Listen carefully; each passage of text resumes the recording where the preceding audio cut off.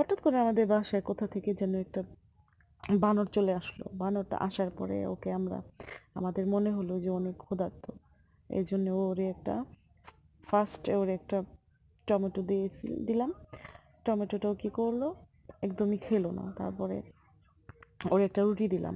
তো রুটি দেওয়ার পরে ওর কাছাকাছি আমি চলে গেলাম। যার পরে খুব কাছ থেকে ওরে আমি ভিডিও করতেছিলাম। আমি দেখলাম যে ও আমাকে একটুও ভয় পাচ্ছে না। তার হঠাৎ করে আমাদের বাসায় কোথা থেকে যেন একটা বানর চলে আসলো। বানরটা আসার পরে আমাদের মনে হলো যে অনেক ক্ষুধার্ত। এই জন্য ওরে একটা টমেটো দিলাম। টমেটোটাও কি করলো, একদমই খেলো না। তারপরে ওর একটা রুটি দিলাম। তো রুটি দেওয়ার পরে ওর কাছাকাছি আমি চলে গেলাম। যার পরে খুব কাছ থেকে ওরে আমি ভিডিও করতেছিলাম। আমি দেখলাম যে ও আমাকে একটুও ভয় পাচ্ছে না। তার হঠাৎ করে আমাদের বাসায় একটা বানর চলে আসে, আর বানরটা আমাদের টয়লেটের উপরে বসে